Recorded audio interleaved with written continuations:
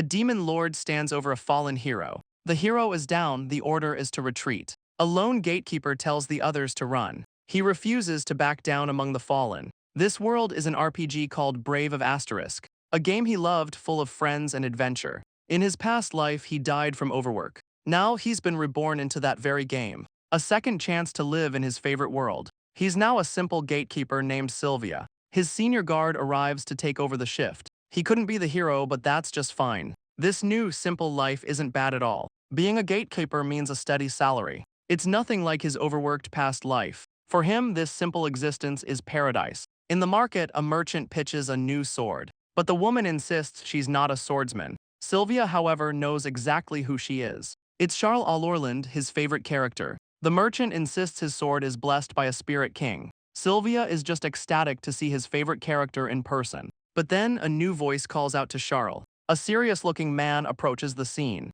He points at the merchant, calling the sword a fake. Sylvia recognizes him, Alan Blaze, the game's protagonist. Alan and Charl walk away from the flustered merchant. Our boy realizes he's witnessing a key story event. This is the moment the hero and heroine meet. The merchant, misreading the mood, offers Sylvia a discount. The merchant claims the sword can make anyone a hero. But Sylvia isn't interested in that path. He politely refuses the merchant's offer, explaining he's just a simple gatekeeper. He tells the man to find another buyer, because for him this life is different. He's not the hero, he's a background character. A flashback to his past life of endless work. His only escape was playing his favorite game. Watching the hero's journey was his paradise. He loved every character and the entire story. He's determined to see it all unfold. But this world is dangerous, full of demons, so he used his game knowledge to survive. He spent years grinding to max his stats. He is a purist for the original plot. He won't forgive anyone who changes it.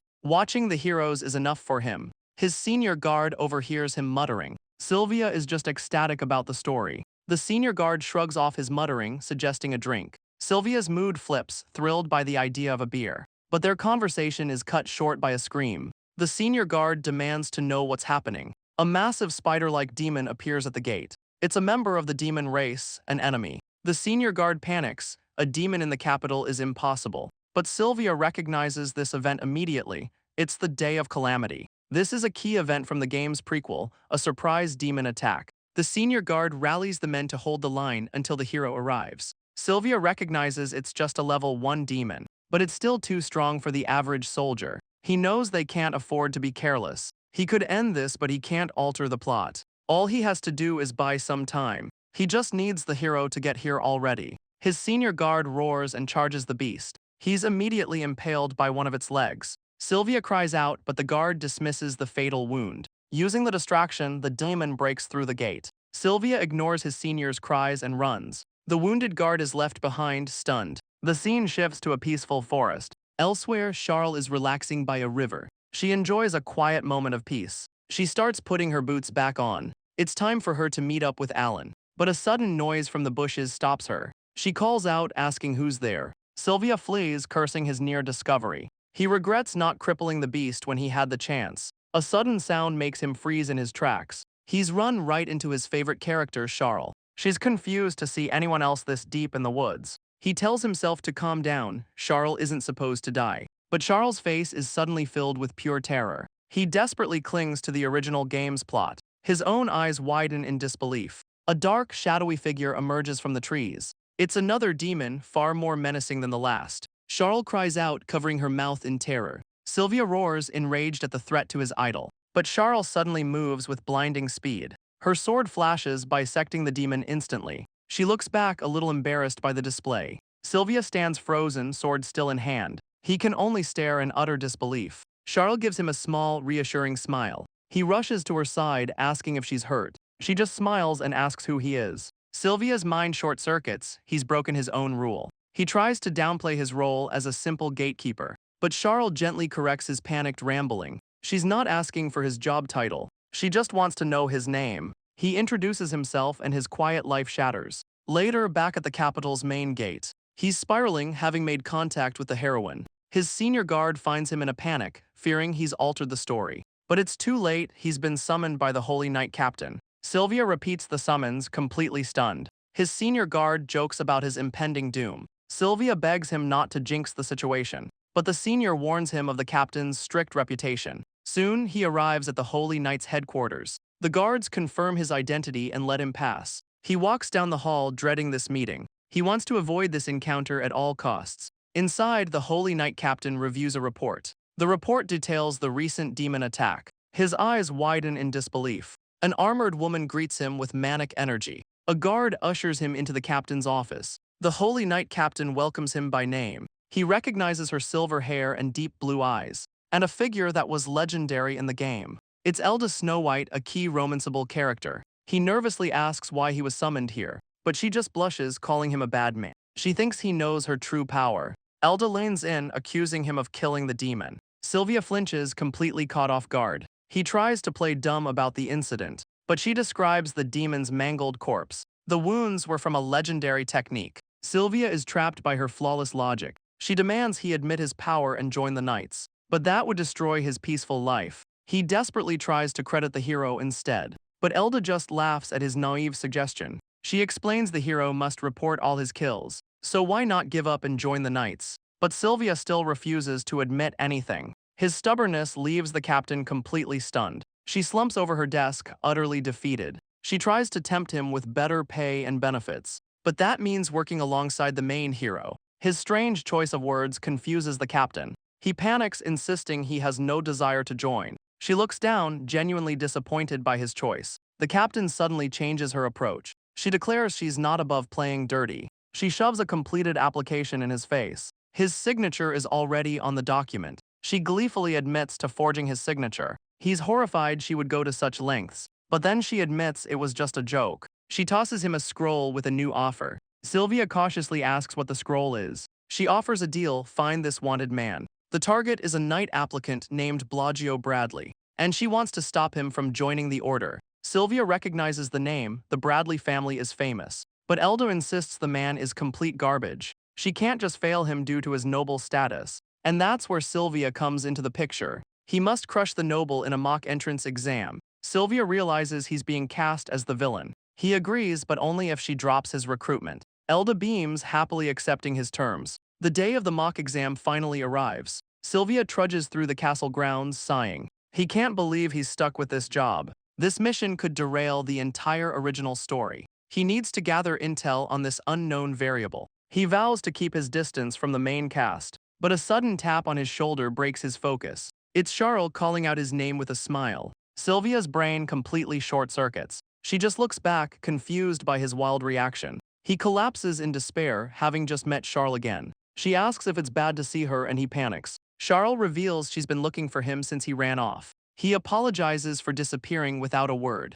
She seems to accept his apology, but she's thinking. Then a new thought seems to strike her. She asks him how he knew her name. Sylvia freezes, caught in a massive plot hole. He scrambles for an excuse about seeing a guest list. He's crushed by the guilt of lying to his idol. Charl tells him to relax and drop the formalities. She insists, puffing her cheeks playfully. Overwhelmed, Sylvia can only stammer his agreement. She then insists on thanking him for his help. She offers to assist him with his current mission. His fanboy brain short-circuits at her offer. He reluctantly agrees, inviting her to join him. They head to the capital's entertainment district. He learns the Bradley family has a dark reputation. Charl just stares, lost in the shady district. Charl gives him a knowing, teasing look. Sylvia says witness reports place their target here. They pass a sign for a rather seedy inn. Charl asks where he's taking her, completely flustered. He frantically insists it's a huge misunderstanding. She giggles, admitting she was only joking. She hopes they can find this Blagio person quickly.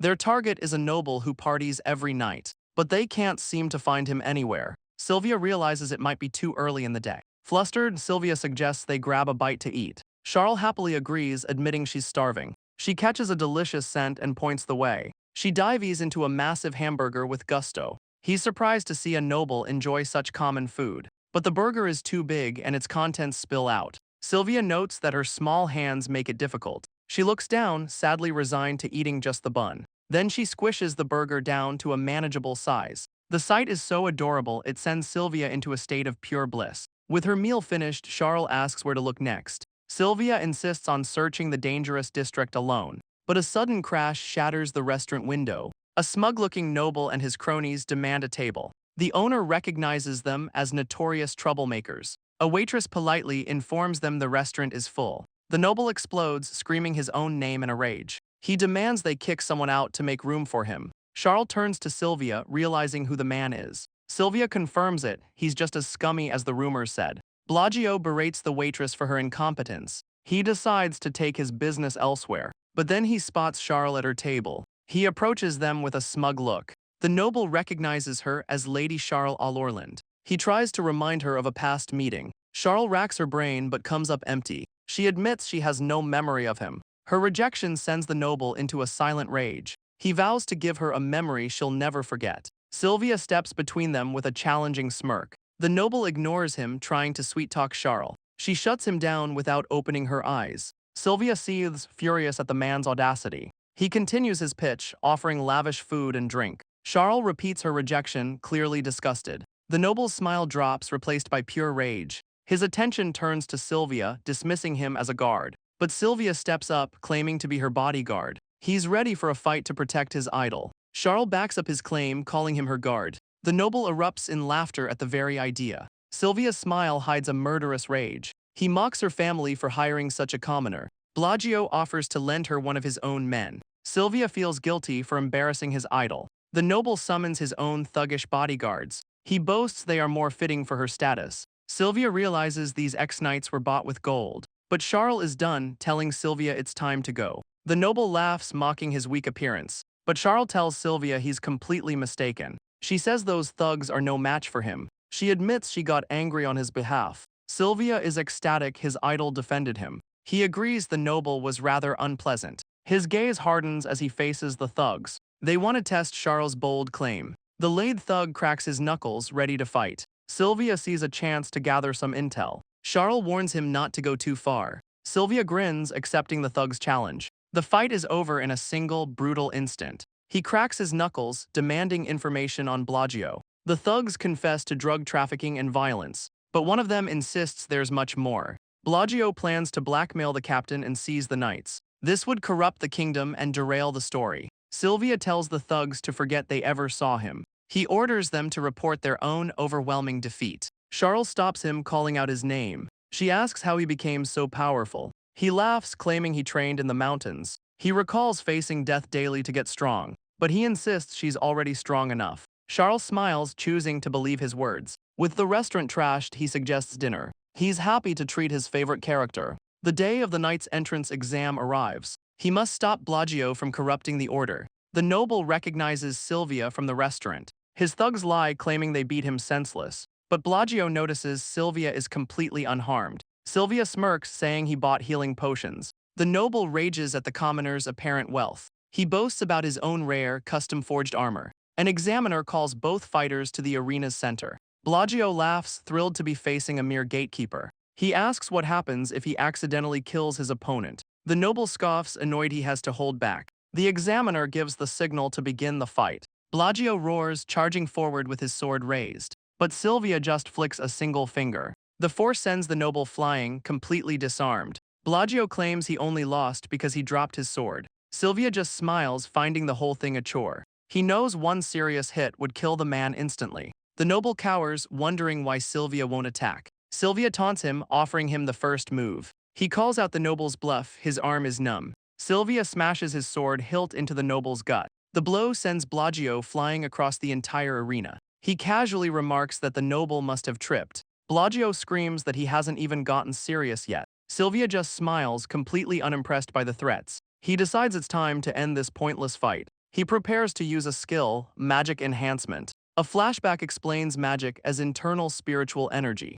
Most people live their lives unaware of this power. But for a hero, mastering it is absolutely essential. His sword now glows with immense magical power. He asks if the noble's armor is made of orichalcum. Bellagio sweats, sensing a sudden shift in the air. An overwhelming pressure crushes him as Sylvia advances. He smirks, daring the noble to make a move. He snaps his own sword, showing his contempt. Bellagio accuses him of being an assassin for hire, but his choice of words strikes a raw nerve. The noble sees a completely different person before him. He sees the cold, murderous intent in Sylvia's eyes. The noble tries to bribe him with a fortune. He begs Sylvia to lose the fight on purpose, but Sylvia asks if he's ready for what's next. He warns him not to move if he values his life. Bellagio stammers, trying to praise Charl to save himself, but Sylvia just roars for him to shut up. The noble's eye widens in pure terror. Sylvia forbids him from ever saying her name again. He unleashes the Zelentia-style white waterfall. The blade slices across the noble's chest armor.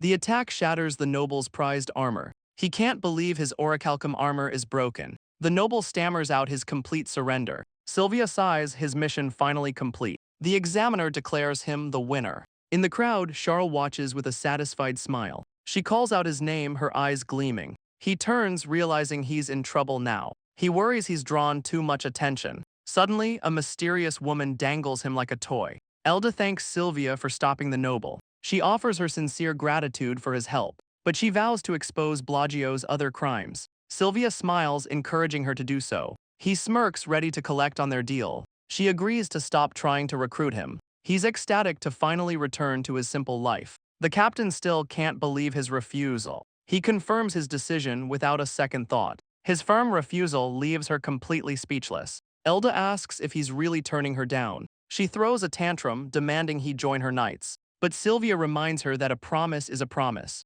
Defeated, she starts crying and he offers a handkerchief. She accepts it, promising to wash and return it. Sylvia walks away, thrilled to resume his simple life. He vows to lay low and avoid any more attention. But he overhears knights discussing more demon attacks. This is the third sighting in just 1 month. Sylvia realizes the main story is about to begin. He worries he stood out far too much. He just hopes he hasn't altered the plot. He puts his faith in the hero, Alan. But a sudden presence shatters his thoughts. He feels a terrifying power approaching fast. A massive shockwave throws him to the ground. Dust and debris fill the air around him. He looks up, dreading what he'll see. A mysterious woman smirks down at him. She announces she's finally found her target. She calls him Sylvia, introducing herself as Kaguya. The crowd recognizes her as a special class hero. She calls him darling, saying she's been searching. He panics, trying to get away from her, but she grabs him before he can escape. She calls herself his wife, refusing to let him go. Sylvia knows she's another Kai heroine from the game, a ruthless master of gravity magic, humanity's trump card. And only Elda knows the truth about his real power. But she's supposed to be with the hero, Alan. Kaguya beams, declaring their meeting is destiny. He reminds her about the recent demon attacks. She asks if he's putting hero work before her, but she finds him far more interesting. Sylvia questions if a top hero should act this way. She declares she's already his wife, it's decided. She eagerly asks when they should hold the wedding. He's not getting through but admits she's charming. Kaguya grabs his arm, suggesting they go to a cafe. She drags him off as he protests the arrangement. Back at the Holy Knights' headquarters, Elda reviews reports on the demon attacks. Her own knights failed to capture the target. She slams her desk in pure frustration. She wonders what Sylvia would have done. His name escapes her lips, full of thought. She turns, holding the handkerchief he gave her. A simple gesture from a complicated man. She stares at it, lost in her thoughts. He's a complete mystery she can't solve. She believes a man like him could solve any problem.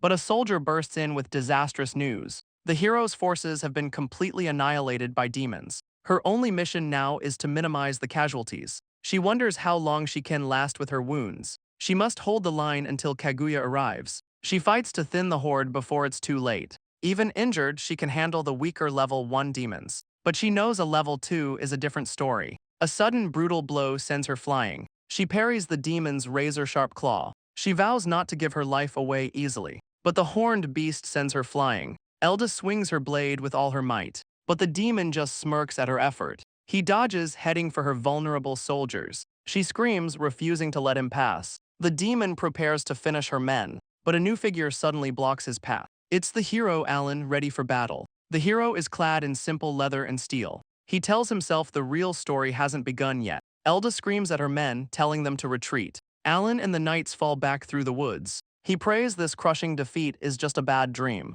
Muttering nonsense, he swings his blade in the chaos. He watches as an explosion sends Elda flying, but Alan is completely mesmerized by her form. She's the most beautiful warrior he has ever seen, and ever since she's tried to recruit him, she insists he's hiding his true power. He tries to refuse, but she's not listening. Even if he denies it, she knows the truth. His immense power is simply undeniable. He feels that power exists to protect this world. The very next day, a new incident occurs. A knight is stunned to see Elda on site. She immediately demands a situation report. He reports 2 victims killed by a cunning demon. The knight suggests they must call in the hero, but Elda dismisses the idea, demanding a report. The victims were all women drained of their blood. This suggests a demon of level 3 or higher. The captain is disgusted by the monster's cruelty. Each victim bears the same 2 puncture wounds. The bodies are a grim testament to the attack. Elda clenches her fist, cursing the situation. She orders her knights to summon Sylvia immediately. He arrives on the scene, dragged along by Kaguya. She calls this their first mission together as a couple. Sylvia is exhausted, Kaguya hasn't left his side. Now he's stuck investigating this troublesome case. A mysterious woman stands under the starry sky. The scene flashes back just a few hours. Elda wonders if they're dealing with a vampire. It's the nickname for this new demon killer. She explains the victims were drained of blood. Sylvia is stunned by the gruesome details. He asks why Kaguya is even at the scene. She just smiles, saying she can go anywhere. She clings to his arm, completely unfazed. She asks Elda if this is any of her business. Elda roars at her to get away from him, but Kaguya insists she's just holding his arm. Sylvia frantically tries to push her away. Elda insists she's trying to be serious here. She sighs, trying to get back on topic. The culprit is an evolved demon, a blood bat. He knows a level 3 is too much for her knights, and that's exactly why she summons Sylvia. Sylvia tries to refuse, saying he's just a gatekeeper, but Elda insists they're desperately short on manpower. The words "work alone" catch his full attention. She eyes him suspiciously, sensing his sudden interest. He asks if he can clarify one thing first. She questions if he has some ulterior motive. Elda suddenly realizes this is her chance to recruit him. He points out she just said her entire plan aloud, but he knows he can't refuse a direct order. Defeated, Sylvia finally agrees to take the case, but Kaguya declares she's joining the mission too. Elda slams her desk, saying Kaguya will ruin her plans, but Kaguya pouts, insisting she just wants to be with him. Defeated, Elda admits they need all the help they can get. She orders Sylvia to attend an investigation meeting immediately. He heads to the meeting, with Kaguya in a clumsy disguise. He cautiously enters the room, Kaguya right behind him. He's immediately confused by the other attendees. The other knights wonder why a soldier is with him. Kaguya smirks, amused by Elda's strange orders. They find their seats in the crowded briefing room. Kaguya asks a flustered knight if she can sit. Her smug grin reveals her true intentions. The knight blushes, completely charmed by her. She teases Sylvia, saying he's drawing all the attention. The lead knight officially begins the vampire investigation. A knight reports 2 female victims in their 20s. Sylvia realizes this case wasn't in the original game. He assumes the main cast will eventually solve it. His nervous laugh earns a deadpan stare from Kaguya. Sylvia learns he and Kaguya are assigned to the East Gate. He turns to Kaguya, ready to start the search, but Kaguya is completely asleep in her chair. He sighs, exasperated by her carefree attitude, but a new presence suddenly catches his eye. A massive, armored knight looms over his seat. Sylvia nervously asks what the man wants. The knight sternly demands to know his unit. He explains he's just a guard from the East Gate. The knight fumes, questioning Elda's judgment. The knight demands Kaguya be assigned to his unit. Sylvia realizes the man is just trying to impress Elda, but he calmly states the knight has no authority. His defiance only enrages the massive man. He orders Sylvia to quit the investigation at once. Sylvia tries to explain his situation calmly. He's here on direct orders from the captain, but the knight grabs him, screaming in his face. One of his own men warns him he's going too far. He rages that the second order won't be outdone. His own men try to warn him of the danger behind him. The massive knight turns, completely confused. A voice tells him he's being far too loud. Kaguya rises, furious he dared touch her darling. Sylvia tries to calm her down, but it's too late. Her fist glows with immense magical power. He screams her name, trying to stop the attack. A single brutal blow connects with the knight. The man is sent flying across the entire room. Kaguya issues a simple, chilling command, "Stay away." The massive knight lies crumpled on the floor. Kaguya smirks, saying no one touches her husband. She giggles, feigning innocence at her own actions. She playfully admits she's bad at holding back. Sylvia can't believe a top hero is so reckless. With the meeting in chaos, they leave for their patrol. Kaguya calls their night patrol a romantic date. He scolds her for using magic so recklessly. She insists it's a wife's duty to protect her husband. He admits she went too far but is grateful for her help. She winks, asking for praise for protecting him. Sylvia just gives her a deadpan stare. She notes his look of complete disbelief. She insists she loves every part of him, especially the immense power he keeps hidden. One day, she wants to see his true strength. He mutters that day will never come. Kaguya just lets out a knowing chuckle. She reminds him that power comes with responsibility. Her words seem to strike a chord with him. Kaguya stops, telling him the moon is beautiful. Sylvia is stunned by her sudden, soft tone. She floats down the street, asking if he agrees. He's flustered, unsure what to make of this. Her mood shifts, becoming strangely serious. She asks if he'd believe she was born from the moon. Her question hangs heavy in the night air, but Sylvia already knows Kaguya's true identity. She was a vessel for a secret magical experiment. The moon's power made a lonely child the strongest. Sylvia smiles and says he believes her. His simple acceptance leaves her completely stunned. She's surprised he doesn't doubt her at all. She whispers a quiet, heartfelt thank you. He says it's more romantic to think she's from the moon. His unexpected words leave her completely speechless. She blushes, repeating the word romantic. He can't help but tease her for getting flustered. She flails, accusing him of bullying his own wife. He's just stunned she'd say something so absurd. Kaguya suddenly drops to the ground, sensing something foul. Sylvia recoils, catching a disgusting scent on the wind. He turns to Kaguya, who is already focused on the source. A blur of motion suddenly whips past them in the dark. A figure is thrown violently down the empty street. Kaguya's eyes narrow, recognizing the foul stench. Sylvia stares, completely stunned by the sudden chaos. The scent is faint, but it's unmistakably demonic. They find a cloaked figure collapsed on the ground. Sylvia roars, demanding to know what's happening. The cloaked figure is completely still on the pavement. A young swordsman lands, blade drawn and ready. He stands against a towering, shadowy attacker. His face pales, realizing the danger he's in. Cursing, he watches the attacker leap to the rooftops. It vanishes into the night before he can react. Sylvia rushes to the victim's side, calling out. He's relieved to find the young woman is still alive. He tells Kaguya to get her help, he'll chase the demon. She looks concerned, questioning if he can handle it alone. He reassures her, saying he can handle it. Sylvia activates his magic enhancement skill. An aura of power flares around him, and he launches himself across the rooftops. His eyes lock onto the fleeing target. The shadowy demon won't get away that easily. He prepares to throw his own sword, hurling it with a determined roar. The blade streaks through the night sky, but his attack is suddenly intercepted. A swarm of bats suddenly blocks his path. He realizes it's a horde of blood bats. This demon can command its own familiars. The swarm descends, trying to overwhelm him, but Sylvia refuses to be stopped by mere pests. He prepares to cut a path through the horde. He readies a Zelencha-style sword technique. He unleashes the powerful night thrust. The demon is stunned by his sudden assault. Sylvia closes the distance, his target in sight. Sylvia's eyes narrow with grim determination. A tide of fanged familiars swarms him. He curses, cutting a path through the pests, but his true target is already escaping. He decides to get serious, his blade glowing. He unleashes a powerful, sweeping strike. The demon roars in pain and surprise. His attack tears through its shadowy form. It dissolves into the night against the moon. He stands alone, realizing his prey has escaped. He lands back on the street, his target gone. He clenches his fist, frustrated by the escape. Later, they regroup at a nearby clinic. Kaguya is surprised he returned empty-handed. He admits the demon escaped, but the victim will live. He worries that chasing it alone was a mistake, but Kaguya tells him not to worry about it. She points out the clue he's holding in his hand. He grips it, vowing to catch the demon next time. His sudden determination makes Kaguya giddy. He's flustered by her sudden change in mood. A full day passes with no sign of the demon. Their only clue is the bloodstained piece of cloth.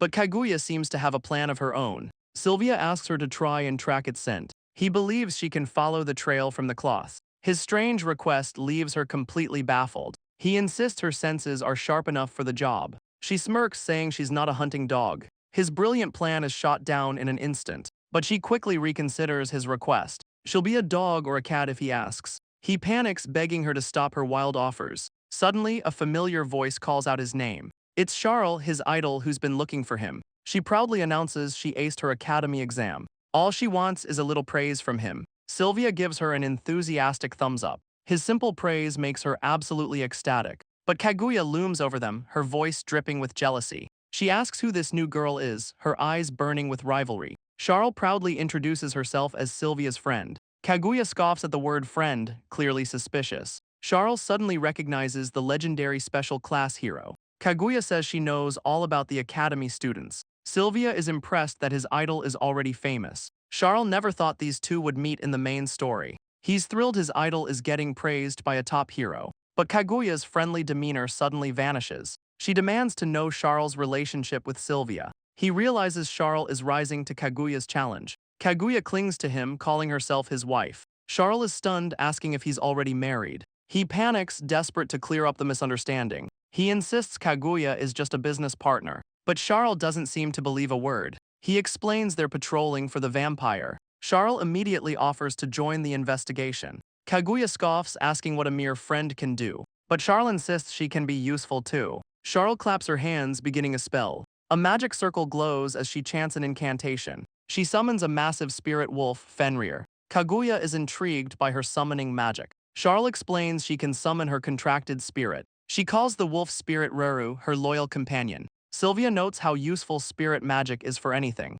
The spirit wolf lets out a friendly bark at him. Sylvia is a little confused by its reaction. Charl is stunned. Ruru is never friendly to strangers. He recalls even the hero needed max affinity to pet it. But the spirit wolf happily lets him scratch its head. Sylvia is completely won over by the adorable creature. Kaguya smiles, charmed by the playful animal. But when she reaches out, the wolf snarls at her. Kaguya is stunned by the sudden, hostile rejection. Charl just smiles, seeing this as proof Sylvia is special. She explains Ruru can track demons by their scent. Sylvia asks if it can follow the trail from the cloth. Charl agrees, giving the wolf its new mission. The wolf sniffs the cloth, catching the foul scent. Charl asks if her spirit has found the trail. Ruru barks, confirming it has the demon's location. Sylvia tells the girls it's time to move out. Kaguya and Charl both nod in agreement. He roars for them to follow the trail. The scent leads them to a dilapidated warehouse. Ruru leads the party toward the suspicious building. It barks again, confirming the target is near. Charl asks if the scent is coming from inside. Kaguya asks if they're all just rushing in, but Sylvia decides he and Charl will go alone. Kaguya questions if the two of them are enough. She reminds him the demon escaped just last night. He smiles, saying that's why she must stay. Charl agrees, saying they need a reliable lookout. Sylvia explains Kaguya's power is too flashy for indoors. She blushes, surprised he understands her so well. She glomps him, asking if this is what love feels like. Kaguya agrees to follow his orders for her love. He promises her that not a single pest will escape. He turns to Charl, ready to begin the infiltration. The spirit wolf Ruru will take point inside. He gives the little wolf an encouraging nod. He smiles, impressed by his reliable new partner. He tells Charl to stay right behind him. His expression hardens as he readies his sword. The trio cautiously enters the dark warehouse. Dust and shadows fill the abandoned building. The wolf stops short, its senses on high alert. Charl suddenly grabs onto his cloak from behind. He turns to see her completely flustered. She admits the dark warehouse is scaring her. Her sudden closeness makes him blush. He remembers she's just a student, not a knight. But being this close to his idol feels like a dream. Suddenly, the spirit wolf lets out a low growl. Sylvia snaps to attention, asking what it found. The wolf stares intently at a single closed door. He realizes their target must be right inside. He tells Charl to stay back with the wolf. The door bursts open with a violent kick. Inside, a cloaked figure lies on the floor. Sylvia recognizes the robe from the previous attack. He charges in, sword drawn and ready. But something about the demon feels wrong. His kick sends the creature flying backward. He can't shake the feeling of unease. The demon lunges, fangs bared in a snarl. It towers over him, ready to strike. Sylvia decides to end this fight now. He unleashes a powerful Zelentia-style technique. His blade slices through the demon's form. The creature collapses, defeated in a single blow. But Sylvia is stunned by how weak it was. It was no match for his true power. Charl peeks in, asking if the fight is over. She's amazed he finished it in a single strike. He gets flustered by her praise, trying to downplay it. But Charl suddenly asks if he hears a strange sound. Sylvia hears it too, a faint, muffled sound. Charl points deeper into the dark warehouse. The sound is coming from behind a stack of crates. They push one aside, uncovering a hidden space. Both of them stare, completely horrified. They found the demon's other victims, bound and gagged. This case was far from over. He realizes these must be the missing women. Suddenly, Elda appears, beaming with pride. She praises him for rescuing the captives. Kaguya smugly points out she was also there. Elda scoffs, begrudgingly thanking the hero. She'll report that Sylvia and the girls solved the case. Sylvia panics, desperately trying to stop her. Elda turns, asking what the problem is. He begs her to keep his name out of the report, but she sees this as another chance to recruit him. Her logic leaves him completely stunned. He reminds her she promised to give up. Elda plays dumb, feigning ignorance. Elda declares he's earned a proper reward for his work. He thought he was finally free of her recruitment hell. She presents him with a bag of gold for his efforts. Charl watches the exchange, completely surprised. Sylvia suddenly asks about the rescued women's condition. Elda assures him they're all safe and recovering well. She speculates the demon was saving them for later. Her grim theory leaves him completely speechless, but something about the case still bothers him. He wonders if the church knows more about this demon. Kaguya and Charl ask what's on his mind. He brushes it off, saying he's just tired. He heads back to his post at the East Gate, but the case still weighs heavily on him. Kaguya knows something is still bothering him. She proudly says she knows her husband well. He admits something about the case feels wrong. It's like he's only halfway through the story. She finds his serious expression quite charming. He blushes, telling her to stop teasing him. She hopes he finds the answers he's looking for. Sylvia apologizes for dragging her into this mess, but she insists it was her idea to join him. He suddenly remembers the reward money. He offers to split the gold 3 ways, but Kaguya completely refuses the dirty money. He's stunned she'd call this much gold dirty. She says being with him is her only reward. He gets flustered, telling her not to be so direct. She just teases him for being so easily embarrassed. He tells her she didn't have to follow him. Kaguya floats away, accusing him of cheating. He watches her go, stunned by the accusation. With Kaguya gone, he heads off to meet Charl. He apologizes for making his idol wait. She smiles, saying it's no trouble at all. He asks where Kaguya disappeared to. Charl explains she had other business to attend to. He sincerely thanks Charl for all her help. She gets flustered, saying she did it for herself. He thinks her work will boost her academy grades. He tells her he's still incredibly grateful for her help. His words make her eyes sparkle with joy. Seeing her happy face is his greatest reward. He remembers the bag of gold from Elda, but Charl completely refuses her share of the money. He's confused, asking why she'd turn it down.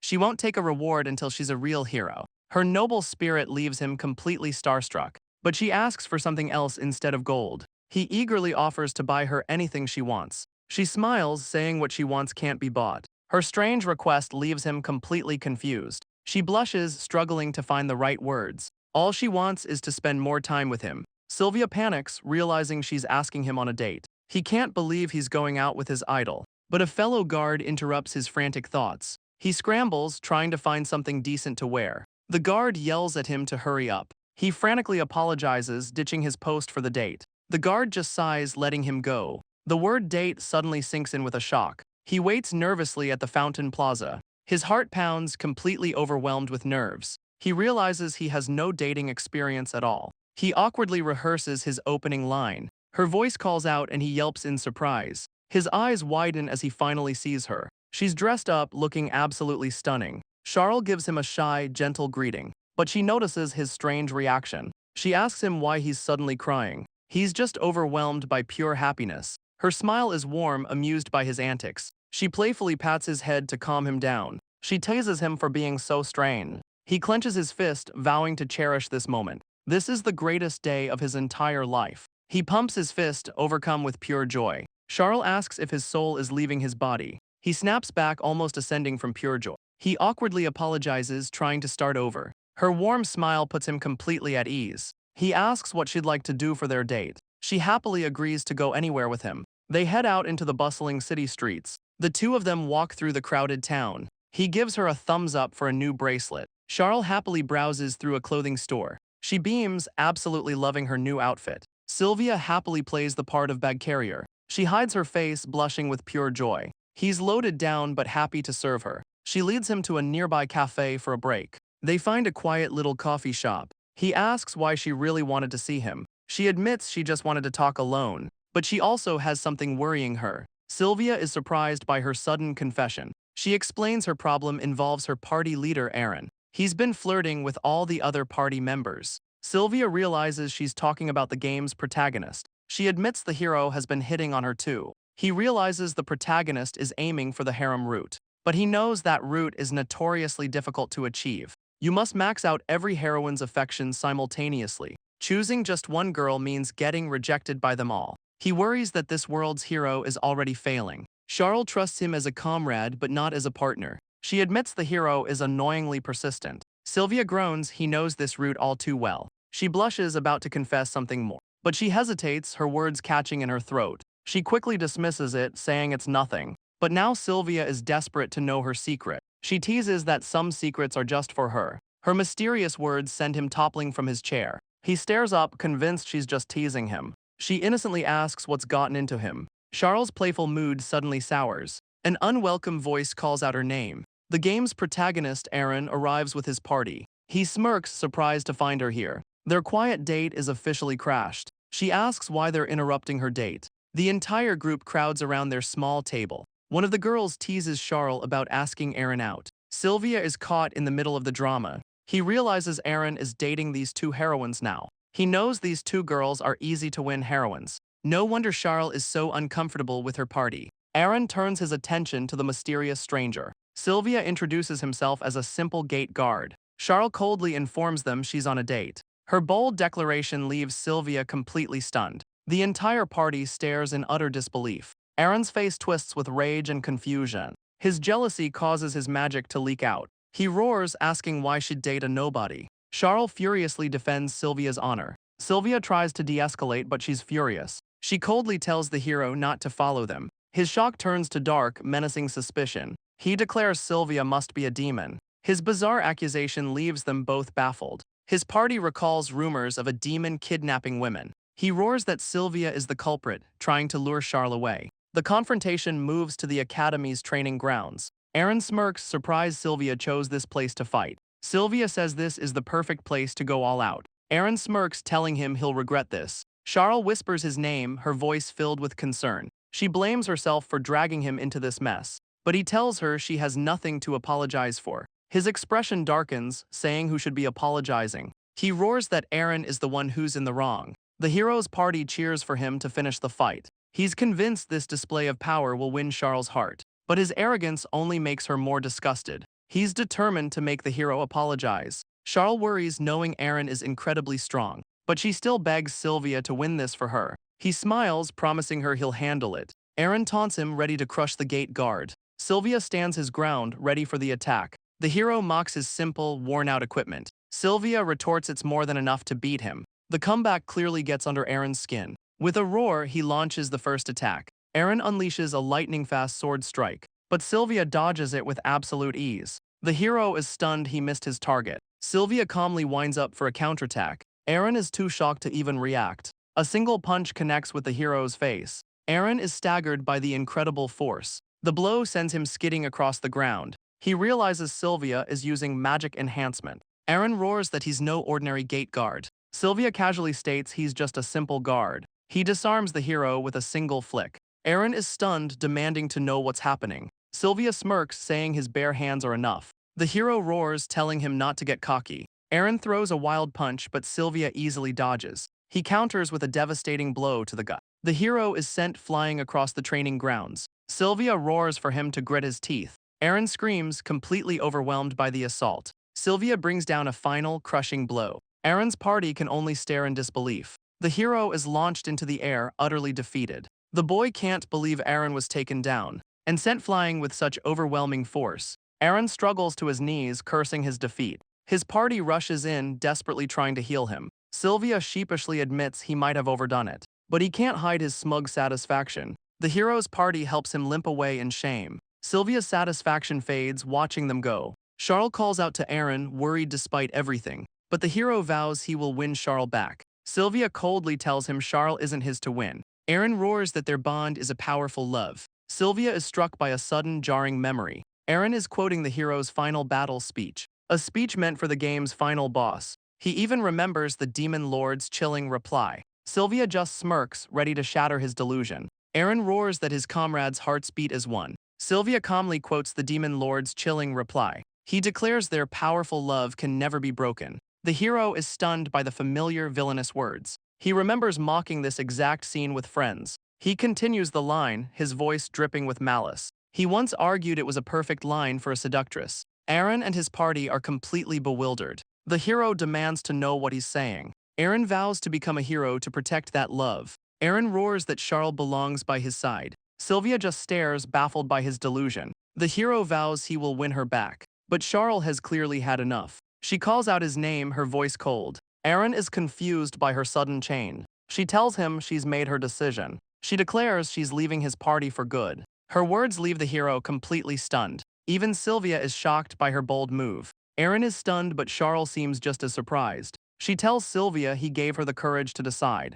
She believes she can become a true hero on her own. Aaron roars that Sylvia must have brainwashed her, but Charl furiously tells him to listen. She declares this was her own decision. The hero can't believe she'd break their bond. She admits she trusted him but never loved him. She coldly tells him to finally give up. Her rejection leaves him utterly speechless. Aaron roars, refusing to accept her decision. He turns his fury on Sylvia, blaming him. He unleashes his soul bond magic in a fury. The spell surges, engulfing his remaining party. His magic flares, his eyes burning with rage. Sylvia recognizes the unique spell immediately. He recalls its power comes from party bonds. The more lovers he has, the stronger he gets. This magic forces him to deepen many relationships. He grabs his teammate, revealing a dark truth. Sylvia realizes the hero is truly beyond saving. He remembers his own failed first playthrough. Aaron is making the same mistakes he once did. Charl is terrified by the hero's surging magic. Aaron roars that in reality there are no do-overs.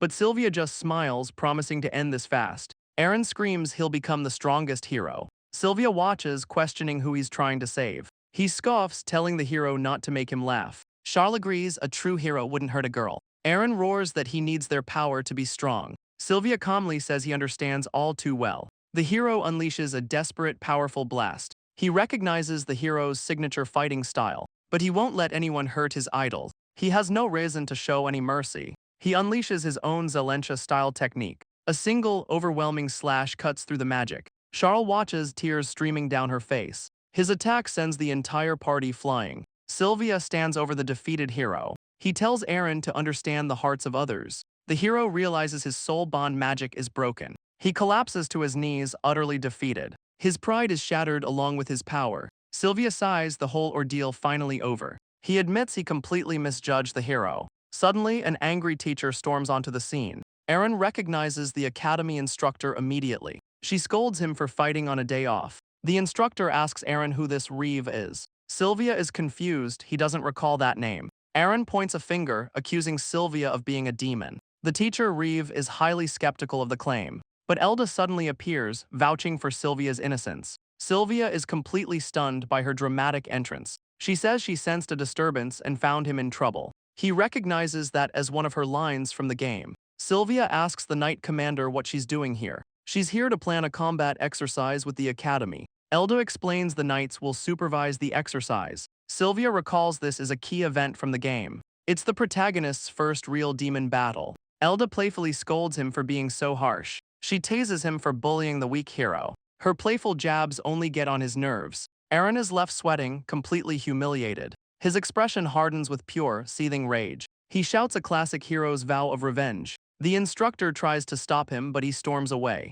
Elda teases him about how much Aaron hates him. Charl rushes over, calling out his name. Elda recognizes the girl from the hero's party. Charl is confused how the commander knows her. Elda explains Sylvia told her everything. She asks if Charl is also an academy student. Elda praises Sylvia as her strongest soldier. Charl blushes, wholeheartedly agreeing with her. The commander laughs, impressed by her good judgment. All the praise leaves Sylvia completely flustered. The instructor clears her throat, losing her patience. She interrupts, trying to get Elda's attention. Reeve reminds the commander of their scheduled meeting. Elda cheerfully apologizes and says her goodbyes. Sylvia apologizes for all the trouble he's caused. But Elda dismisses his apology with a wave. He's confused by her nonchalant response. Suddenly, she spins around with a wicked grin. She declares his penalty for fighting on school grounds. Sylvia is left speechless by her sudden reversal. She orders him to join the Academy's combat exercise. Sylvia is left completely dumbfounded by the command.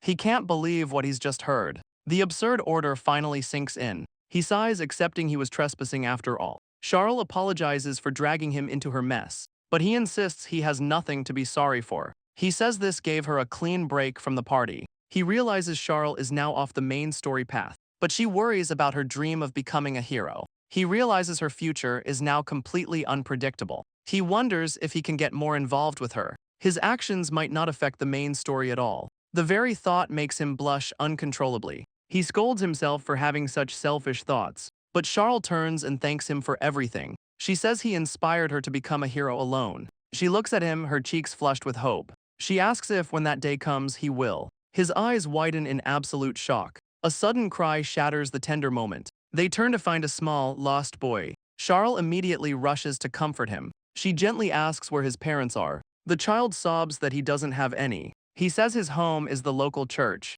Sylvia is taken aback by his answer. The boy explains he was playing with friends, but then everyone suddenly disappeared. Sylvia realizes he was separated from his group. Charl suggests they take the boy to the church. Sylvia immediately agrees to help the lost child. He asks the boy's name and learns it's Artie. Sylvia offers to carry him all the way home. The boy's face lights up with pure excitement. He carries Artie on his back through the streets. The boy happily points the way forward. Charl smiles watching the two of them bond. They continue their journey to the local church. Artie clings to him, absolutely delighted. They finally arrive at the local church. Sylvia hopes to find clues about the demon here. A frantic priest rushes out, calling Artie's name. He's relieved to see the boy is unharmed. The man introduces himself to them as Dan. He explains that he is the boy's guardian. Charl is just happy Artie is finally home. The boy thanks them both with a huge smile. Dan bows, offering his sincerest gratitude. He explains his panic, revealing sharp fangs.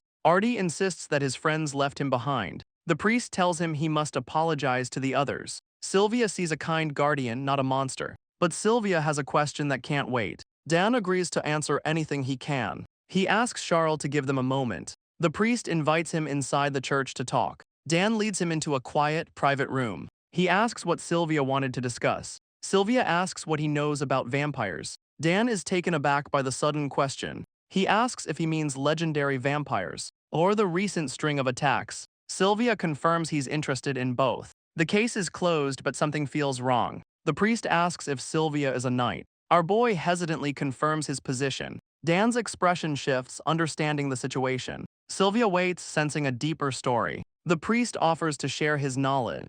Dan says vampires evolved from a demon race. Their power comes from drinking human blood. But the priest's story isn't over yet. He reveals vampires can also create kin. Humans granted vampiric blood gain their power. The dark revelation leaves Sylvia completely silent. He thanks the priest for the crucial information. Dan offers his help whenever it's needed. But Sylvia notices something odd about Dan's hand. The priest dismisses it as an old burn. Sylvia ends the conversation, telling Dan to take care. The priest stammers, clearly hiding his nerves. Outside, Charl apologizes for the long detour, but she insists it was her idea to invite him. She asks if he's still thinking about the case. His theory solidifies, the demon's kin are still out there. Charl calls his name, pulling him from his thoughts. He apologizes and offers to walk her home. She looks surprised by his kind offer. He insists it's a guard's duty to protect her. She couldn't bring herself to confess today, but she hopes she'll have the courage someday. The next day, a different guard looks overwhelmed. His uniform patch marks him as a new recruit. Sylvia arrives to help with the massive crowd. A huge line snakes out from the south gate. The recent demon attacks have left them short-staffed. He realizes this chaos matches the game's plot, but he feels something is terribly wrong. He fears his actions have altered the main story. A sharp voice snaps him out of his thoughts. A fellow guard scolds him for spacing out. The man tells him to get back to work. Sylvia apologizes to his senior, Crow. He knows Crow is a handsome, popular guard, but he also knows Crow has a terrible personality. Crow immediately starts flirting with a young woman. The girl shyly introduces herself as Yuria. He takes her hand, asking about her business. Sylvia groans, his senior is flirting on the job. Sylvia snaps, telling him to get back to work. Crow tells the rookie not to order him around. Sylvia fumes, annoyed by his fellow mob character's attitude. But his attention is drawn to a familiar figure. A woman calls out to the gate guards. She confidently strides toward the gate. Sylvia recognizes the voice and turns in shock. Elda explains she's searching for someone. Crow shoves him aside, starstruck by the knight commander. He immediately starts flirting, offering to help her search. Elda smirks, saying she's looking for Sylvia. But our boy is already trying to escape. Crow is stunned the commander wants the rookie. Sylvia wonders what he's done to deserve this. She grabs him, saying she has a favor to ask. Elda declares she's borrowing him for a mission. Crow is left completely speechless by the scene. At HQ, Elda reveals a new kidnapping case. All the victims are women, taken by a robed figure. The black robe triggers a memory of the demon's kin. Sylvia connects this new case to the vampire incident, but Elda reminds him he already defeated the vampire. He admits the fight felt strangely uneasy. He theorizes he only fought one of its kin. Elda realizes the true vampire is still out there. Sylvia quietly confirms her worst fears. He clenches his fist, filled with regret. These kidnappings might be his fault. Elda agrees the situation is now far more serious. She officially assigns Sylvia to the investigation. Sylvia snaps to attention, accepting the dangerous mission. Elda is surprised by his sudden eagerness to work. He awkwardly denies it, trying to play it cool. But he knows he can't let anyone else clean up his mess. Elda slams the desk, pleased with his new resolve. She warns him the next part will be difficult. A stack of documents is thrust into his hands. It's a list of all the vampire case victims. He's stunned by the sheer number of names. Elda reveals other survivors are currently hospitalized. Elda suggests he visit the survivors for clues. Sylvia asks which clinic they've been taken to. She directs him to the Lancel clinic. He recognizes the name of another game heroine. Befriending her unlocks powerful, cheap healing items. He steals himself and agrees to the mission. Elda smiles, saying she's counting on him. Sylvia arrives at the clinic on the edge of town. The overwhelming smell of medicine hits him hard. He sees the beds are filled with victims. He covers his mouth, overwhelmed by the smell. Sylvia calls out, looking for Dr. Lancel. A door creaks open, revealing a tired figure. The doctor asks if he's injured or sick. She looks him over, deciding he's neither. She leans in close, sniffing him curiously. She recognizes him as the guard from the demon attack. He's stunned she remembers him after one meeting. She smirks, saying she'd never forget the man with the monster hero. Sylvia is shocked she'd call Elda a monster. The doctor licks her finger and asks for his name. He introduces himself and she finds him interesting. She gives him a single bizarre command, undress. Our boy is left completely stunned by her request. He tries to explain, but she insists he undress first. She clarifies that just his upper body will do. He reluctantly complies, cursing Lancel's strange habit. She has a habit of making people strip to judge them. She studies his physique, making a strange observation. The awkward silence hangs heavy in the room. She finishes her inspection, telling him to get dressed. The doctor corrects him, he's a soldier, not a knight. His physique fascinates her, hiding some deep secret. She jokes about wanting to dissect him for research. Sylvia is horrified, but she claims it was just a joke. He finally explains he's here to interview the survivors. She questions him, saying the case is already closed. He reveals the true vampire might still be out there. The doctor's expression shifts, she finally understands. She suddenly stands, telling him to wait for her. Lancel returns with a terrified young girl. The child is clearly afraid of him. He understands her fear after her ordeal. The doctor assures her Sylvia is here to help. He promises to catch the culprit and protect her. Lancel asks if she's ready to talk. The girl finds her courage and agrees to help. Her small fists clench with new determination. But Sylvia notices a strange mark on her hand. It's an unnatural bruise, a chilling clue. He asks the girl when the mark first appeared. She can't recall, but it was there after the attack. He examines her hand, his mind racing. The room falls silent as he thinks. The girl thanks him for his kindness. Lancel demands to know what he's thinking. He reveals his theory, it's a vampire's marking, a sign of who the vampire will target next. Lancel agrees it's a logical, if unproven, theory. He thanks her, energized by this new lead. Lancel's expression turns greedy and unsettling. She demands a massive fee for her cooperation. She jokes again about dissecting him for science. Meanwhile, the priest Dan seems deeply troubled. He stands in the church's garden, lost in thought. A young girl greets him, admiring the flowers. Suddenly, she cries out in pain from a thorn. She quickly laughs it off, apologizing for the fuss. But Dan's eyes lock onto her hand. She has the same chilling mark as the other victim. Dan gravely calls the mark a demon's curse. He warns that leaving it will only bring disaster. The young girl is terrified by his words. He offers to exorcise the curse before it's too late. His expression darkens, urging her to the church. Back at headquarters, Sylvia reports his findings. But Elda reveals another woman was taken last night. She tosses him the file on the new victim. Sylvia catches the report, his face tense. He's horrified to see a familiar face inside. The victim is Yuria, the girl from the gate. He curses himself, he just met her yesterday.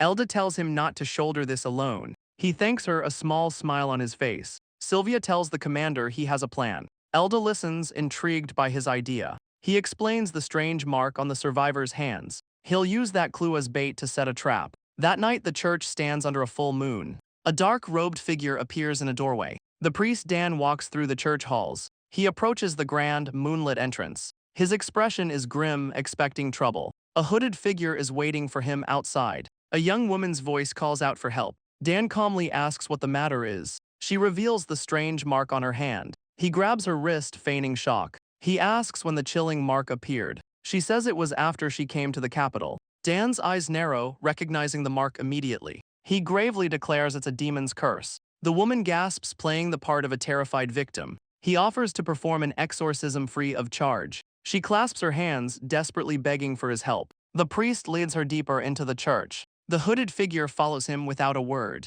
He offers her a cup, suggesting they talk first. He tells her to relax with a cup of tea. She accepts the drink as Dan watches closely. The hooded figure compliments the delicious tea. Dan explains its aroma has a calming effect. He smiles, announcing it's time to begin. Suddenly, the hooded figure slumps forward. Sylvia plays along, pretending to be drowsy. The priest asks what's wrong, feigning concern. Sylvia clutches his head, acting dizzy and weak. He collapses to the floor, the drug taking effect. Dan looks down, confirming his victim is asleep. He drags the unconscious body out of the room. The priest drags him deeper into the church's secrets. Tossing the body aside, he pries open a crate. His kind facade gone, he grabs a set of restraints. The priest looms over him, ready to bind his victim.